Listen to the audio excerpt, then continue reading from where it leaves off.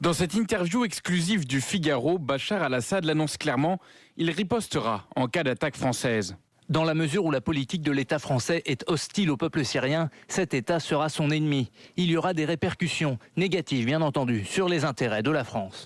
Bachar al-Assad fait ce que fait un dictateur fou sans doute. Et c'est l'intérêt de cette interview que de montrer son raisonnement fou.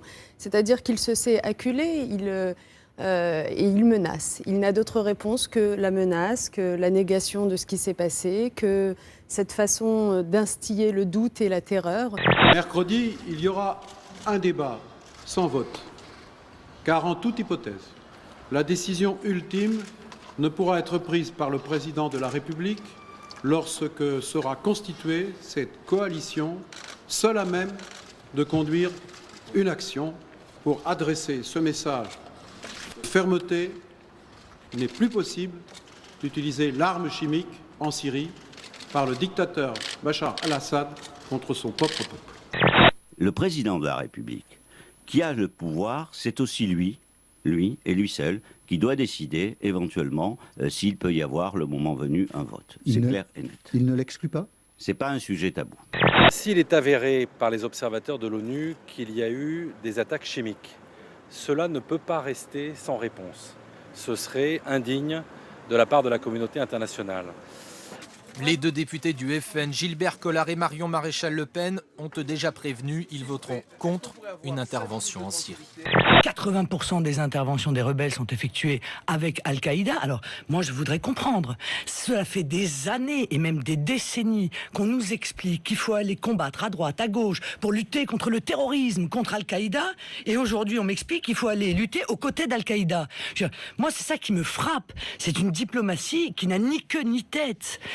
C'est dans un document de 9 pages mis en ligne sur plusieurs sites officiels que les services français ont décidé de communiquer. Le document détaille d'abord l'arsenal du régime de Damas. Il se composerait de plus de 1000 tonnes de produits chimiques, de l'hypérite, du VX et du gaz sarin. Ensuite, le renseignement français affirme que 2 attaques chimiques perpétrées par le régime de Bachar al-Assad ont eu lieu en avril 2013. L'une à Jobar, l'autre à Sarakeb, 2 raids qui ont intoxiqué 60 personnes. Pourquoi aucun pays européen ne veut y mettre le doigt? C'est probablement parce qu'ils se rendent compte que notre intervention serait probablement pire et que peut-être que les preuves qui sont apportées ne démontrent pas totalement qu'il s'agit là de la responsabilité du régime. Vous savez très bien que Mme Carla Del Ponte a accusé les rebelles d'avoir utilisé des armes chimiques il y a quelques semaines. Cette femme qui était portée au pinacle, depuis d'ailleurs, est considérée et traitée comme une moins que rien. Voilà les preuves que Jean-Marc Ayrault a présentées aux parlementaires.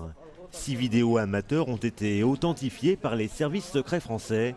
Les images auraient été tournées par des médecins et des opposants à Bachar el-Assad. Il n'y a pas de preuves et ce qui est le plus angoissant, c'est que apparemment l'ONU demande au moins 3 semaines. Donc s'il y avait une évidence, ça ne prendrait pas 3 semaines. Tous les présidents de la République, sans aucune exception, n'ont toujours intervenu que dans le cadre d'une résolution des Nations Unies. Donc si aujourd'hui, M. Hollande voulait s'affranchir de cela, ce serait une décision extrêmement lourde. Je demande à ce qu'il engage, que son gouvernement engage sa responsabilité devant l'Assemblée nationale. Elle a été prise en Syrie, la photo. On y voit un pont qui surplombe l'Euphrate. Sur le pont, une moto. Sur la moto, un homme et une enfant. Tout ça semble en équilibre précaire, tant le pont à moitié détruit paraît pouvoir s'écrouler d'une seconde à l'autre, ce qui n'empêchera sans doute pas le pilote de la moto de s'élancer, vaille que vaille. Ce département entier maintenant privé d'hébergement d'urgence. Cela se passe dans le Puy-de-Dôme. Quelques 350 personnes, dont une centaine d'enfants, ont été priées hier de quitter leurs hôtels, faute de financement public. Beaucoup ont tenté de passer la nuit dans une église à Clermont-Ferrand avant d'en être chassés par un incendie. Un camping improvisé devant l'école des sages-femmes de Bruxelles. Pourtant, toutes ces étudiantes sont françaises.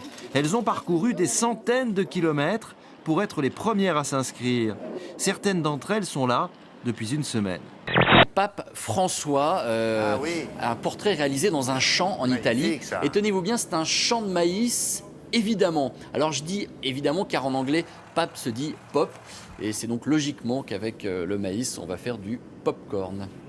Vent de panique dans les rues de Mexico. Ces chevaux appartenaient en fait à la police, mobilisés lors d'une manifestation. Ils ont pris peur, se sont enfuis et ont donné des airs, vous le voyez, de rodéo à la capitale mexicaine. Dans leur course effrénée, ils ont blessé une personne et endommagé plusieurs véhicules avant d'être maîtrisés.